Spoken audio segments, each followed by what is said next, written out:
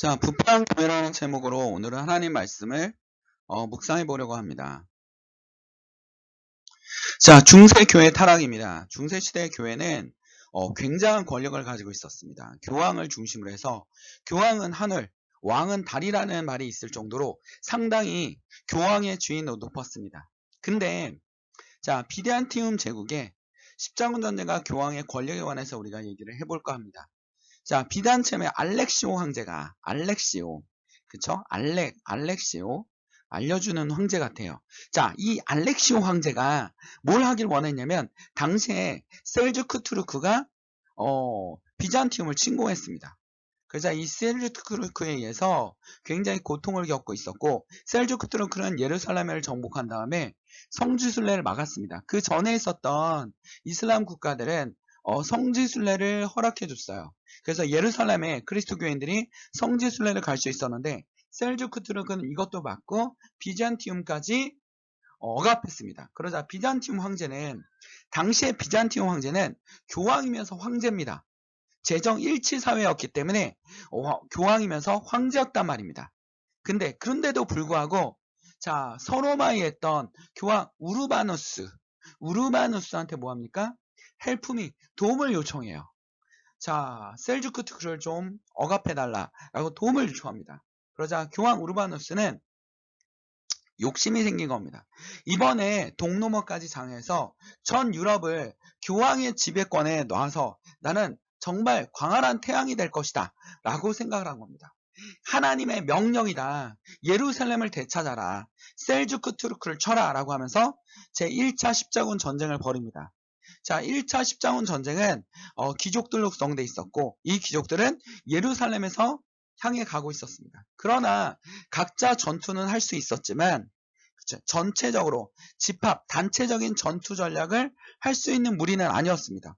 거기다 이들은 식량이 없었습니다. 그러자 비잔티움 황제 알렉시오 황제가 식량을 지원해 주기로 했어요. 자, 알렉시오 황제는 어떻게 하냐면 식량을 지원해 줄 테니 뭐해라? 너희가 정복한 땅을 내놔라.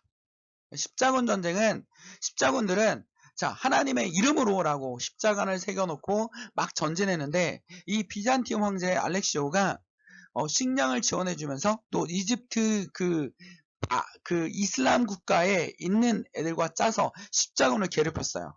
이것 때문에 십자군은 완전히 열받습니다. 그래서 어떻게 합니까? 정복한 땅을 비잔티움 제국한테 주지 않아요. 그러면서 갈등이 커져갑니다. 그러니까 쉽게 말하면 십자군 전쟁은 하나님의 이름으로 시작됐지만 그 바탕은 모든 사람들의 하나하나의 욕심에 의해서 만들어졌고, 그리고 속이고 속이는 개판의 전쟁이 돼버린 겁니다. 이곳에 하나님이 함께 하겠습니까? 권력의 눈에 멀어서 십자군 전쟁의 명목으로 완전히 무너져가는 교회를 볼 수 있습니다. 이 이후로 중세 교황의 지위는 떨어지고 말아요. 자, 근데 십자군 전쟁은 8차례나 있었는데 4차는 더 골 때립니다. 4차는 왜 골 때리냐면 4차는 이탈리아에서 이집트로 넘어와서 이슬람 왕조를 치기로 했는데 이 십자군 전쟁에 배가 없는 겁니다.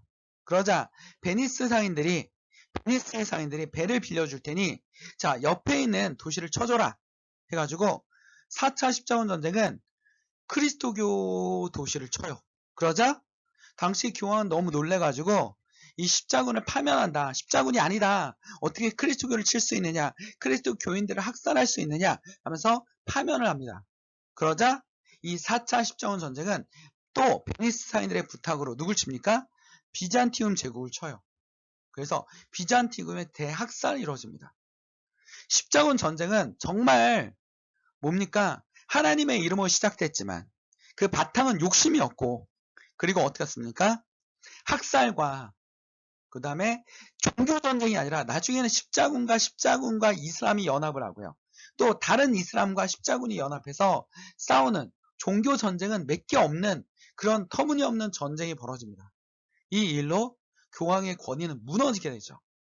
이 교황의 권위가 무너지면서 중세 교회의 타락은 더 극심해지고 있었습니다. 자, 이때 종교개혁이 일어나는데 교황 레오 10세가 어떻게 하면 백성들에게 세금을 더 걷어서 헌금을 걷어서 성전을 준축할까? 성전을 중축해서 나의 명성을 어떻게 할까? 위대하게 만들까? 그러자 교황은 백성들이 성경을 모른다는 이유로 어떻게 합니까? 백성들에게 뻥을 까기 시작하죠. 면벌문만 구입하면 지옥에 있는 너희 부모가, 너희 형제가, 너희 외삼촌이 천국으로 날아갈 것이다. 돈만 내라. 그러면 천국이 보일 것이다. 라는 말도 안 되는 뭡니까? 구라를 치면서 백성들을 속여요. 백성들은 또 교황의 말씀이 곧 하나님의 말씀이기 때문에 어떻게 합니까? 헌금을 내면서 어떻게 합니까? 친척이, 부모님이, 삼촌이, 고모가 지옥에 있는지 어떻게 합니까? 근데 교황과 교회 지도자들은 뭐라고 합니까? 지옥에 있다. 헌금을 내라. 그럼 어떻게 한다? 천국으로 날아갈 것이다. 천국으로 날아가는 거 어떻게 확인합니까? 이 말도 안 되는 속임수를 쓰기 시작해요. 그러니까 끝까지 가는 거죠. 교회가 막 가는 겁니다. 막 가기 시작하는 거예요. 이때 아주 빛의 사자가 하나 나타납니다. 누굽니까? 마틴 루터 교수님입니다. 신학대학 교수님입니다. 이 교수님은 어떻게 하면 죄가 없어질까? 이러면서 맨날 고민을 해요. 그래서 혹시 나에게 고통을 주거나 이러면 죄가 없어질까? 그래서 성 베드로 성당에다 유리가를 깔아놓고 그 계단을 맨 무릎으로 막 무릎을 지니기면서 올라갑니다. 그러면서 마틴 루터 교수님은 어떻게 합니까? 그 계단을 다 올라가서 뭐라 그래요? 진짜 아프다. 근데 내 죄가 없어지지 않았다. 근데 마틴 루터는 로마서를 보고서 완전히 기쁨을 얻어냅니다. 오직 죄는 뭘로 없어진다? 예수 그리스도의 통해서만 죄가 없어지고 믿음을 통해서만 구원을 얻는다라는 로마서의 내용을 알게 돼요. 근데 지금 교황은 뭐라고 했습니까? 면벌부만 산다면 십자군 전쟁에도 이걸 팔아먹었어요.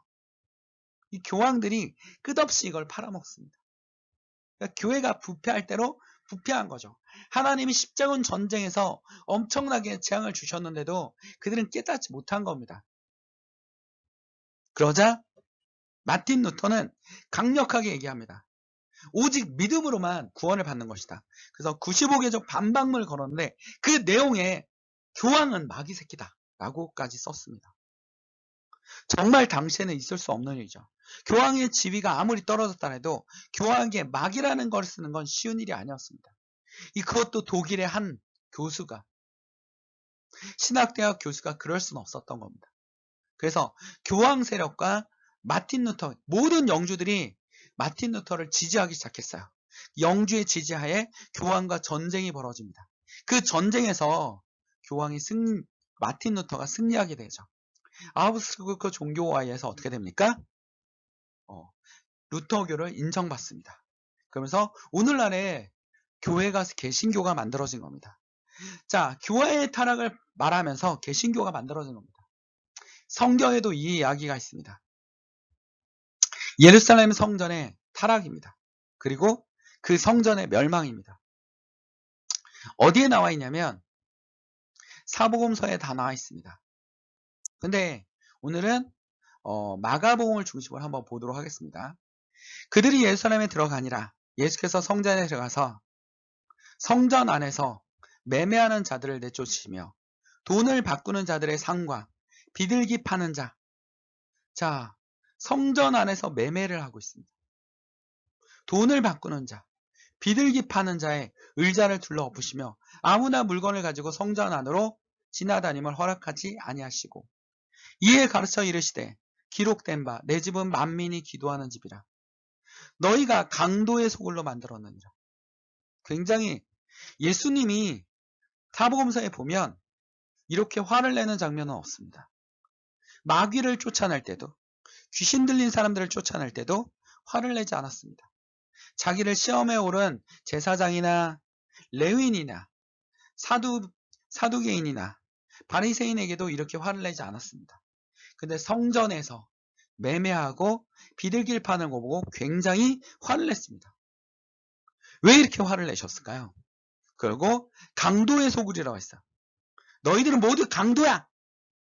라고 했습니다. 왜냐하면 성전에 예루살렘에 1년에 3번씩 모든 이스라엘 백성들이 성전에 예배하러 갑니다. 그리고 예배하러 갈 때는 자, 번제를 드리기 위해서 어떻게 합니까? 동물이나 이런 걸 가져갑니다. 근데 당시에 헌금을 내기 위해서도 로마 화폐를 가져갑니다. 로마 화폐를 가져갔는데 성전에서는 로마 화폐를 사용할 수 없다라는 겁니다. 당시에 로마 지배하에 있지 않았습니까? 그래서 로마 화폐를 어떻게 바꿔줬냐면 예루살렘의 거룩한 성전 돈으로 바꿨는데 바꾸는 비율이 로마 화폐가 10,000원 가져오면 얼마를 줬어요? 1,000원을 줬어요. 성전 화폐로 1,000원을 준 겁니다. 그러니까 성전에 있는 화폐 가치가 너무 높은 거죠. 그러면서 10대 1로 바꾼 거 아닙니까? 그러면 굴을 얘네들이 먹어치운 거예요. 제사장과 이 지배층들이 성전을 뭘로 만든 겁니까? 장사하는 곳으로 만들어낸 거죠. 장사하는 겁니다. 자신들의 이익, 거기다 장사하는 사람들을 자신들의 가족들과 자신들의 이익에 완전히 탐관오리가 되어버린 겁니다. 근데 당시의 이스라엘은 무슨 시대였습니까? 로마의 식민지 시대예요. 로마가 막 억압하고 있는데 이 민중을 향해서 민중의 편에 서서 지도자들이 도와줘야 되는데 민중을 뜯어먹고 있어요. 로마의 유대인들 중에서 세리가 돼서 로마인을 뜯어먹고 제사장이 또 이들을 뜯어먹고 거기다 동물 파는 사람들은 왜 여기서 팔고 있을까요? 멀리서부터 양이나 비둘기나 가지고 옵니다. 동물들을. 그럼 성전에서 제사장이 뭐라고 합니까? 이 비둘기는 문제가 많어. 성전에 있는 걸 사. 그러면 싸게 팔겠습니까? 비싸게 팔겠습니까? 당연히 당시에 비싸게 팔았어. 그러니까 이게 예배하는 곳이 아니라 장사하는 곳이죠. 이게 바로 해록성전이었어요. 기득권이 백성들을 억압하고 있었습니다. 로마가 백성들을 억압하고 있었습니다. 그 와중에 예수님이 나타난 겁니다. 백성들에게는 예수님이 희망이었습니다. 근데 제사장과 사두개인과 바리새인들에게는 자신들의 기득권, 이권이 뭡니까? 돈 되는 것을 빼앗으려는 사람이었습니다. 그 예수를 가만히 놔두면 됩니까? 죽여버려야 됩니까? 죽여버려야 되죠. 살려두면 안 되는 겁니다. 거기다가 예수님이 어떡합니까? 성전에 와서 자신들의 장사를 망쳐놨어요. 그리고 강도의 소굴을 만들었다라고 해요. 제사장들은 이 사건을 계기로 뭐합니까? 예수를 반드시 죽여야겠다는 생각을 합니다. 다른 복음서에도 나타납니다. 예수께서 성전에 들어가서 성전 안에 매매하는 모든 사람을 내쫓으시며 돈 바꾸는 사람과 사람들의 상과 비둘기 파는 사람들의 의자를 둘러 엎으시고 그들에게 이르시되 기록된 바 내 집은 기도하는 집이라 일컬음을 받으리라 하였거늘 너희는 강도의 소굴로 만드는도다 하시니라.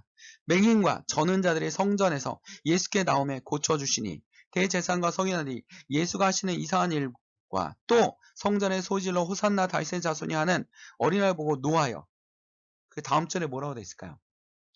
예수를 살려두면 안 되겠다. 응? 예수에게 물어보지 않습니까? 다음 구절에 보면. 무슨 권세로 이렇게 합니까? 예수가 내가 말하는 것에 대답하면 나도 대답할 것이다. 세례 요한은 하늘로부터냐 땅에서부터냐? 세례 요한의 권세 하늘로부터냐 땅에서부터냐? 제사장은 대답하지 못했습니다. 왜? 하늘로부터라고 하면 세례 요한을 인정하는 것이고 땅으로부터라고 한다면 세례 요한을 무시하는데 당시의 백성들은 세례 요한을 존경했어요. 백성들을 두려워한다라고 했습니다. 백성들이 예수를 따르는 걸 싫어했습니다. 성전에 정화를 하시고 예수님은 마태복음에 보면 뭡니까? 또 백성들을 돌보십니다. 치료하시고 그들의 연약함.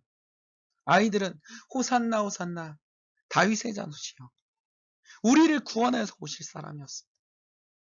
제사장들의 이권의 위기를 느끼는 거죠. 이들을 어떻게든 예수를 어떻게 합니까? 반드시 죽여야 되는 겁니다. 이게 타락한 성전의 모습입니다. 예수는 없습니다. 헤롯 성전은 정말 영광이 될 수 있었습니다. 왜? 솔로몬 성전이나 성막에는 하나님의 불이 임했어요. 하나님의 불이 임했습니다. 구약 성경에 보면 하나님의 응답하실 때 하나님의 불이 내려왔습니다. 그러나 헤롯 선전은 그런 적이 없습니다. 근데 헤롯 선전에 누가 나타납니까? 하나님의 불이 아니라 하나님 직접 걸어 다니셨습니다. 그분이 누굽니까? 예수님이었습니다. 예수님이 성전에 와서 걸어 다녔습니다. 근데 당시에 지도자들은 예수님의 모습을 발견하지 못했습니다. 오늘날도 우리는 깨달아야 됩니다. 우리 모두입니다. 저부터 시작해서. 예수님이 성전에 오지만 우리는 알아보지 못할 수도 있습니다. 우리는 성전에서 우리의 기득권을 잡으려고 애쓸지도 모릅니다. 우리는 모두 하나님 앞에 회개해야 됩니다. 당시의 백성들은 로마의 억압에 있었습니다. 성전에 돈 받고 와야 된다고 우깁니다. 돈이 너무 비쌌습니다. 강도의 소굴을 했습니다. 비둘기 파는 사람은 동물을 바꾸라고 얘기합니다. 로마의 억압까지 있었습니다. 제사장도 백성들의 편이 아니라 백성들을 뜯어먹었습니다. 거기다가 로마의 앞에 붙어서 세리들과 이들도 백성들을 억압했습니다. 이들에겐 전혀 희망이 없었습니다. 근데 누가 나타났습니까? 예수님이 나타났습니다. 예수님은 이들에게 희망이었습니다. 예수님은 이들에게는 뭐였습니까? 희망이었습니다. 예수님은 이들에게 뭐라고 얘기합니까? 영원 구원을 말씀하고 계셨던 겁니다. 이들은 알아듣지 못했지만 영원 구원을 말씀하고 계셨던 겁니다. 제자들도, 그 옆에 있는 제자들도 몰랐던 영원 구원을 말씀하고 계셨던 겁니다. 그러나 이 연약한 백성들의 문제 하나하나를 돌봐주셨던 게 바로 예수님이셨습니다. 여러분의 문제를 하나하나 돌봐주신 게 예수님입니다.